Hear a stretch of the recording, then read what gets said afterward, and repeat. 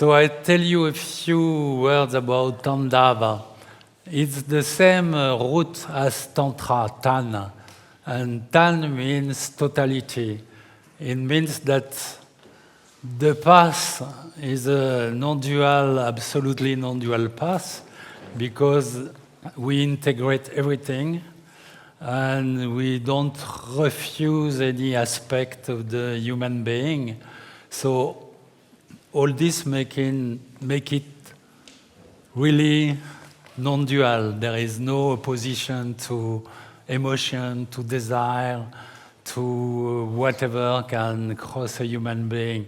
The idea is we deal with everything with freedom, spontaneity, and courage, because it's not easy to deal with everything. So it's really even a difficult approach. So Tandava, the dance of the totality, is based on the idea that if you let go the limitation, emotional, physical, and mental limitation, naturally your body will be one with everything. And we think that the body has a natural capacity to be one. It's the only thing he wants, finally, you know. Even when you are a baby, before being born, you are one with the mother. Then you are born, you get the same idea to be one with everything. And then after a few months, you realize that the adults don't want to be one with you. And the neuroses start, and the suffering start. It seems that a baby needs at least 3 or 4 months to understand that he's not supposed to be one with the cosmos. For the 3-4 months, for him it's the most natural thing. He wants to be one with everything. Then the pressure of the adults and the pressure of the world close the body, and then he has to do some yoga to go back to the feeling. So the yoga was not invented for the 3-month-old children. It was invented for the 5 or 6 months old children.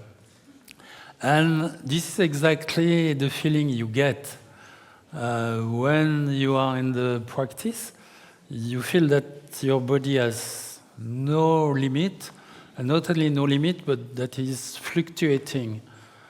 And the fluctuation can be shorter than your actual body.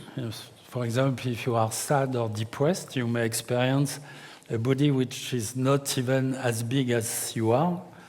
And when you are joyous, you can feel the body expanding. When you have an aesthetical experience, for example, you listen to some music you love, or you see a painting, immediately you see that your body wants to eat the painting or eat the musician. And we are kind of cannibals, love cannibals. We want to eat everything that is around. And this is the yoga, you know, to let the body totally free to expand. But of course, with mental limitation, which are basically beliefs, uncertainty, with emotional limitation, which is basically total fear. And it's difficult. So Tandava is going to smooth all the process, because if you find some freedom at the body level, immediately it will translate on the emotional level and on the mind level. This is why you never saw supple fanatics. Does not exist. All the fanatics, they are totally tense. They cannot move. So the mind, the emotional, and the body are not separated. It's the same thing. We separate it in the language because it's easy for the teaching. But in reality, it's like a cord with three straws that are together, and it communicates all the time. So each time you find the freedom in the mind or in the emotion, it translates to the body.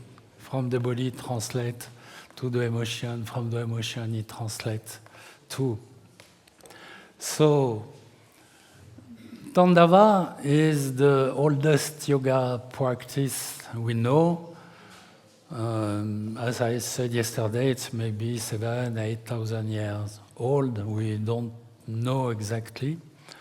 And Abhinavagupta in the 11th century was like the great Tantric master of Kashmir, made it very clear that the Kashmirian yoga has nothing to do with the Indian yoga.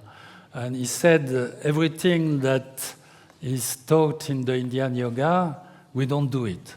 So we don't do asana in the Kashmirian yoga. We don't do pranayama. We don't do bandhas. We have no limitation whatsoever, no rules, because we are supposed to have a consciousness. So it's rather difficult because then you have nothing to guard you in a safe space. So in a way, you need a lot of courage to go there because it's a big adventure.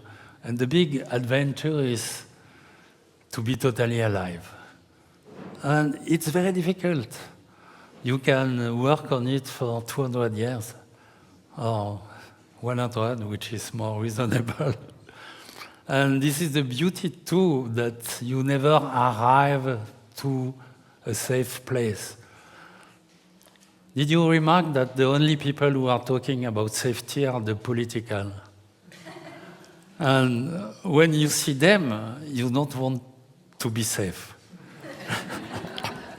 So basically, it's very dangerous to be on a spiritual path, any path. Even if it looks nice, even if it looks gentle, there is a point where it's going to attack you and destroy all the certainty, all the fixed thing to bring you to fluidity.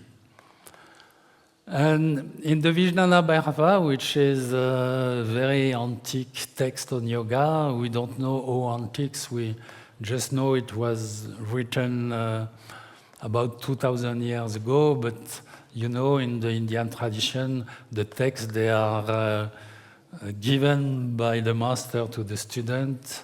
We have a nice saying in the Tantra. It says that the master gave the teaching mouth to mouth, not mouth to ear, which is rather nice. And at the beginning, when I saw it the first time, I said, wow, they made a mistake. But it's not a mistake. And it means, in fact, that it's a very intimate process. It don't mean really that you are going to murmurer, I don't know the word in English, the word in the mouth of your student. It means that the process is very subtle. And in the Vijnana, it's interesting because it's like the cookbook of the Tantric path.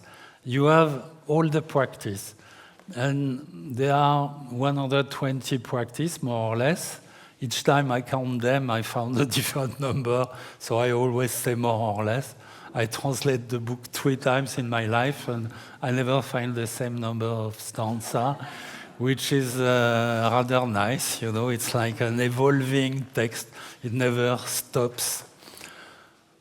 2 stanzas are very precise. They talk about Tandava, and they clearly states that it's the only physical practice that we have.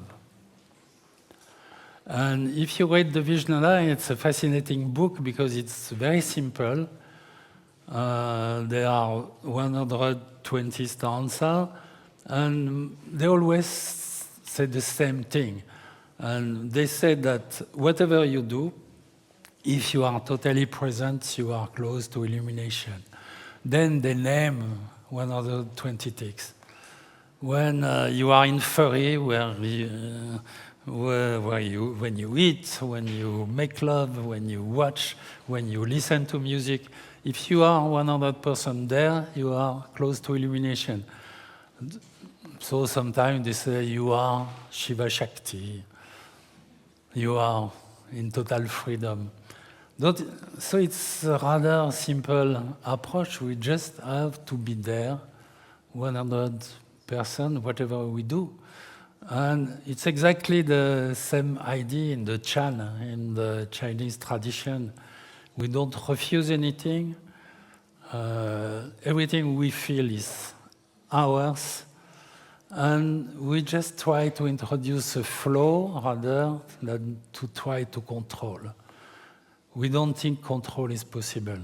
And maybe you notice that each time you feel good about the way you control your life, destiny sends you something that you can control. Most of the time it's passionate love. Then you get crazy. And you lose the control totally, or big bad news. And you lose the control totally. So since the beginning we say, why should we spend all this energy to try to do something which is impossible? Let's spend the energy to let it flow freely. And when it flows, where is the problem? If I would tell you, I have miraculous power from now on, you will never suffer more than 26 seconds. You will say, wow, good, perfect, 26 seconds. Who cares? Then you accept the suffering because you know it's very fast and you know it's going to explode in the space. So the dance is going to help the whole process of explosion in the space because your body is going to explode in space. There are 4 phases. The first one, we can do it now because it's the meditation part. And curiously, we don't have a fixed idea about what is the good position.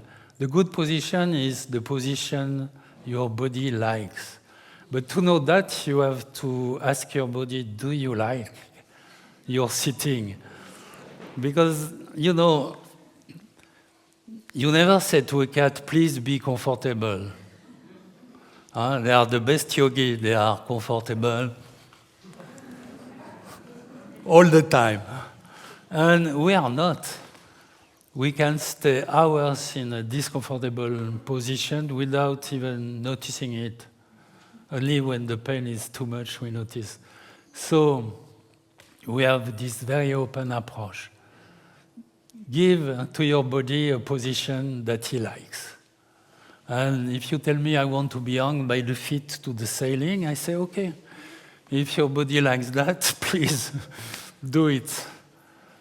Then there is the idea that we communicate with whatever is around. So we offer the body to the space. My master, Lalita Devi, told me something that I like very much. She said, find a reason not to make love 24 hours a day. And I reflect on that for a long time. I never found a good reason. So the idea is to make love with the space. You go to the space, you offer your body to space. The spine is like a snake. You know, snakes are very important symbolically in the tantric path because they are like this. We are like this. I mean, even a spermatozoid doesn't go straight to the ovula. It goes like this. So at the beginning of life, we are a little snake entering into a sphere. The ovule is not square nor triangular, it's a sphere. So you have a little snake entering into a sphere. So then, why are we so blocked? You know? The breathing. This is the only thing that all the spiritual paths agree on. The breathing is the most important thing. nothing else. Then they fight on what is the good breathing.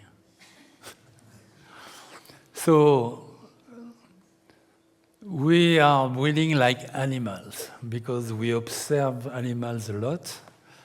And we notice that all the animals, they are breathing it, relaxing the belly. And most of human beings, they breathing like this, which is terrible. So when you breathe in, you relax the belly. Same time, you relax the lower spine. It works together. And you never force anything in our yoga. It's very important. You know, the women were very important in the tradition, and they said some nice thing like, effort is masculine, consciousness is feminine. So use your consciousness and don't make it, you never push anything. Always soft, delicate consciousness. And you explore the space, the spine, the ribs moving. All the paintings of the yogini, they always show the yogini like this or like this because they were doing Tandava at the beginning.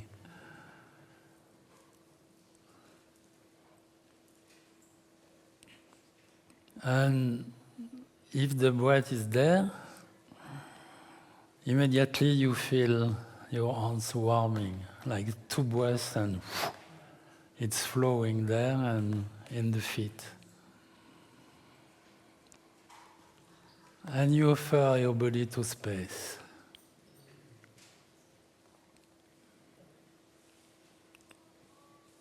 The breathing is so essential that Lalita told me that she met an old tantric master. For the last 20 years of his life, he was only teaching breathing to the people because he said, if you understand the breathing, you go to ecstasy. It's very simple. So no need of theory or philosophy, nothing. Just the breath. So it shows at which point it's very important.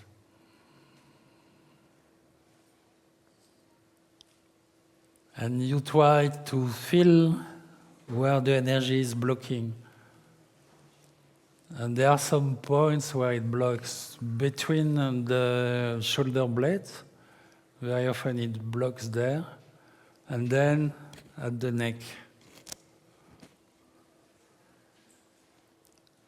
So when you feel, or it could be in the belly, of course, when you feel something blocking, you send the breath to the blocking.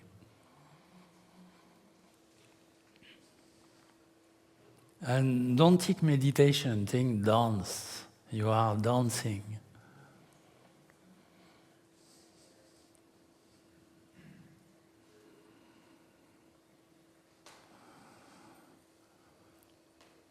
And ask a very simple question. Ask your body, do you like it?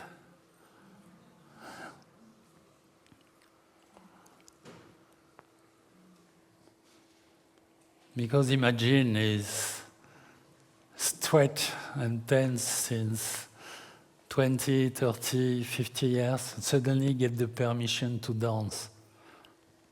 Wow, great moment. And then, when you really dance, you can do it without movement because everything is dancing inside. When I go in China to my Zen monastery, I don't do this. I stay like the Zen monks, you know. And but inside I dance. They don't see it, but I know that I am dancing. So dance can be secret. You feel your organs, you know, sliding, everything inside. Then there is another very important point, the tongue. The tongue is the key of the relaxation to the whole body. Because when you are tense, your tongue is tense all the time. As soon as the tongue relaxes, It relaxes the perineum because it's connected, and then it goes up, relaxing everything. It relaxes the head, the eyes, the center between the eyes, the throat, everything. So this is something to do like every 3 minutes in normal life. Oh, relax the tongue. Stop the people in the street and tell them I have to kiss you. It's nothing personal, it's my practice.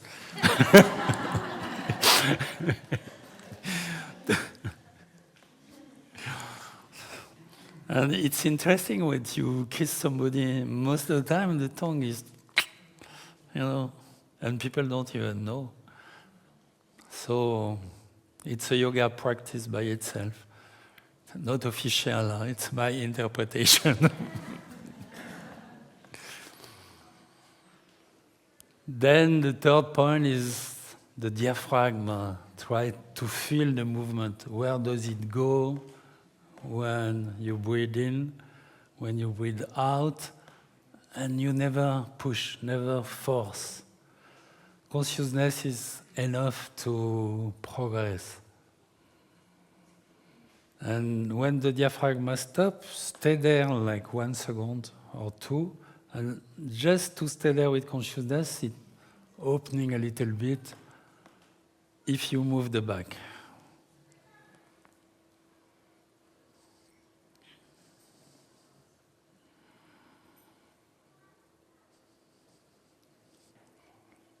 And if you have a cat, you have seen that when they are totally relaxed, which is very often, they have a little tongue coming out like.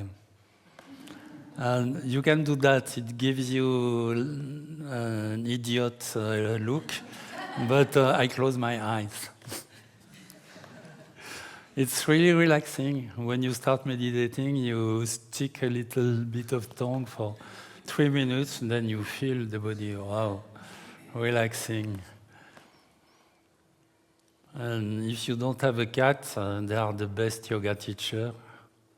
They are free. You can follow them all day and do whatever they do, and then you feel so good. They know everything.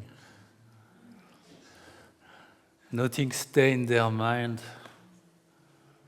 It's flowing.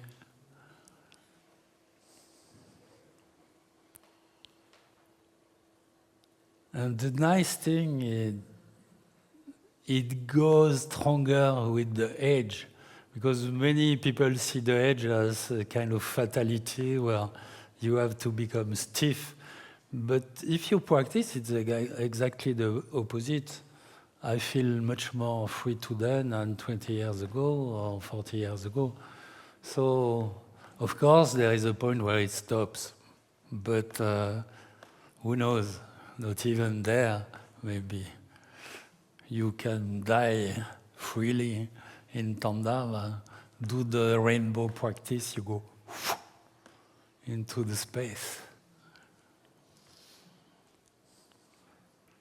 Relax the tongue, follow the diaphragm.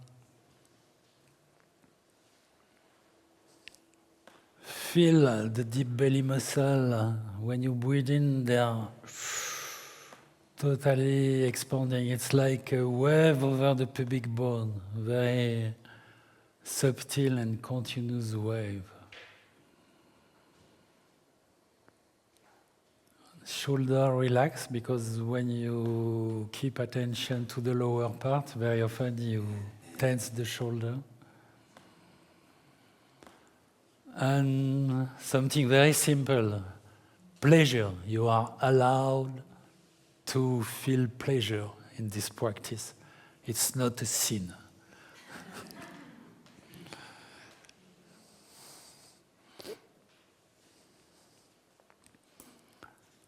And usually we do that for like 20 minutes, half hour, or whatever. It could be 2 minutes or 2 hours. Then there is the second part where you leave the hand participate to the movement. With the breathing. When it goes down, you breathe out. When you breathe in, it goes up. Always dissociate the two hands, otherwise it fixes the spine. And you are like a cat. You play, you caress the space. The hand is to space and the face too. So if you offer your face to space and the hands, you feel something, it's not empty. The space is full of energy, full of movement, full of matter even. So it's not empty at all. The articulation very soft.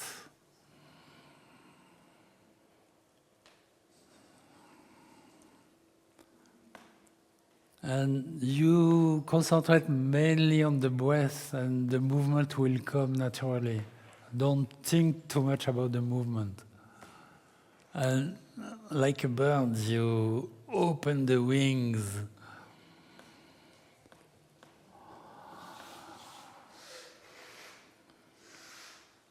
You caress the space.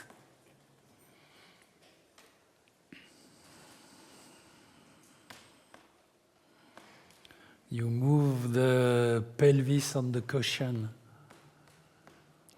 It's a fantastic reservoir of energy.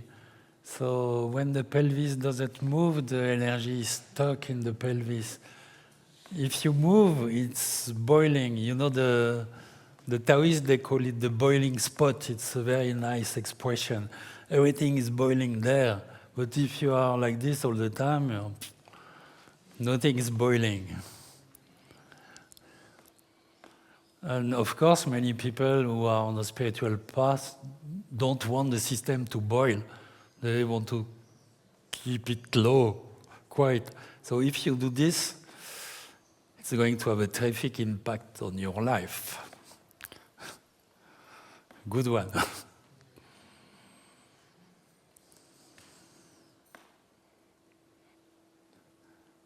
And the dance does not need you.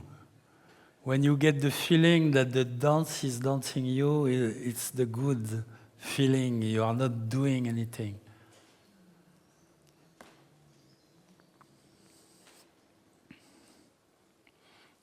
You don't know where the arms are going to go.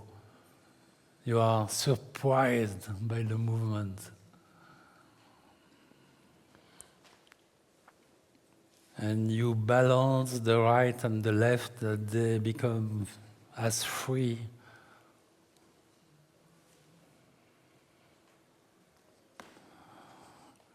When you feel tension somewhere, like in the plexus, you can touch the place and feel the warmth of the hand crossing the body to the back.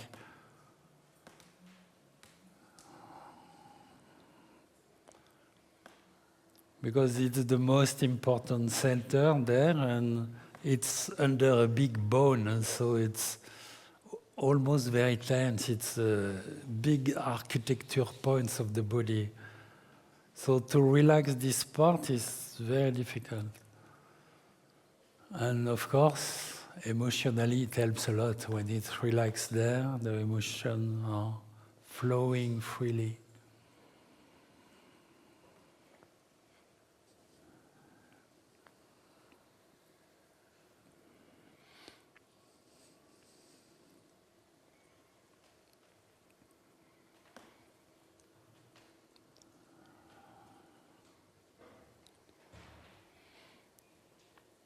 And the practice looks rather easy and innocent, but it's terribly strong. You will be surprised.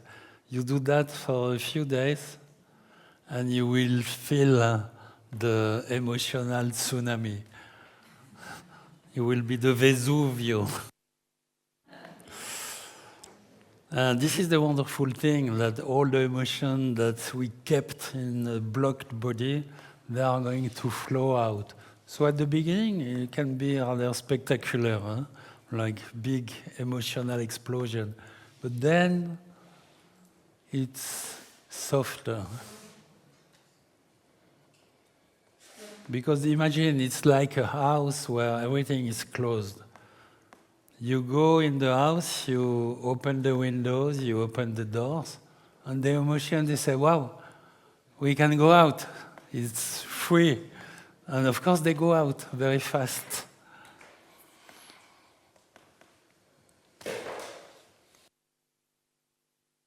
And sometimes you will experience that in order to release an emotion, you have to repeat a movement. Like the movement is going to go deeper in the body to search for the emotion. So if you feel that you need to repeat something, do it freely.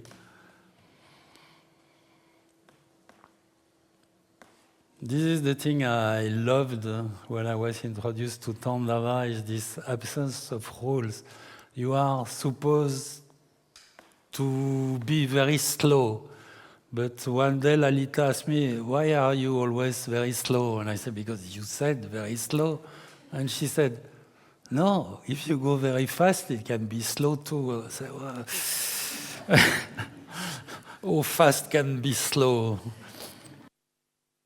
It's totally relaxed. Even if you go fast, you get the feeling of slowness. And there is no limit in slowness. You can always be slower. There is a limit on speed.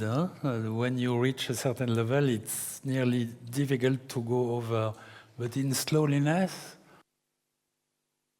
you can go down.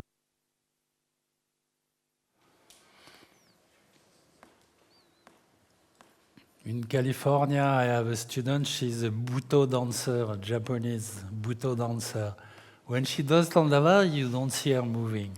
It's so slow that you get the feeling she's not moving. But if you look somewhere else for 10 minutes, then you look at her and you see that there is a small change in the position of the arm. Oh. And of course, with the breathing.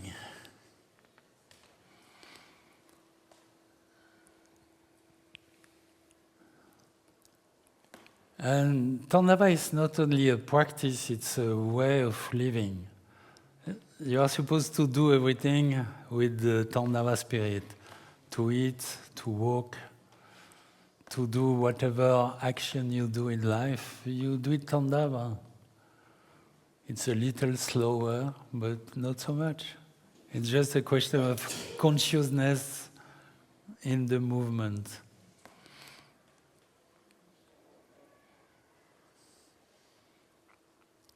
And when you bring consciousness to the body, he loves it because for him it's just ecstasy, you know.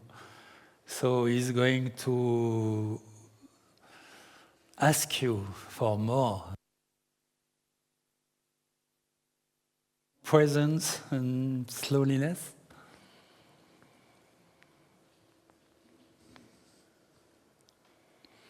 And as slowness is stopping the mind, when you go slow, you don't think. So in a way, you are faster than people who go fast because they think all the time. So think about that. Slow is fast. With pleasure. And sometimes you go faster to see if it is smooth or if it is like this with the breathing.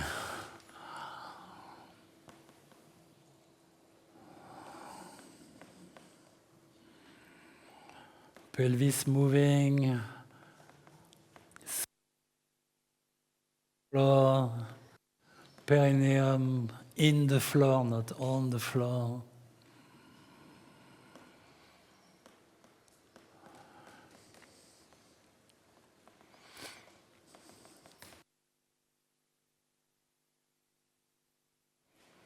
And of course, many yogas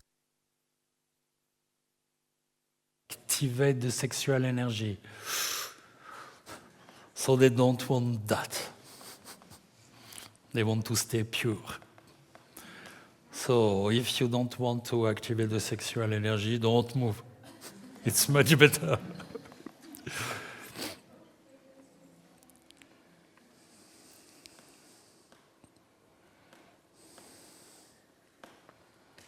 But for us, sexuality is a global connection to the whole. It has nothing to do with what we call sexuality.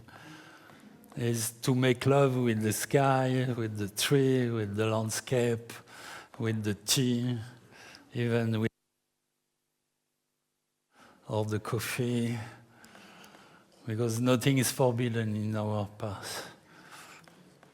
So just consciousness.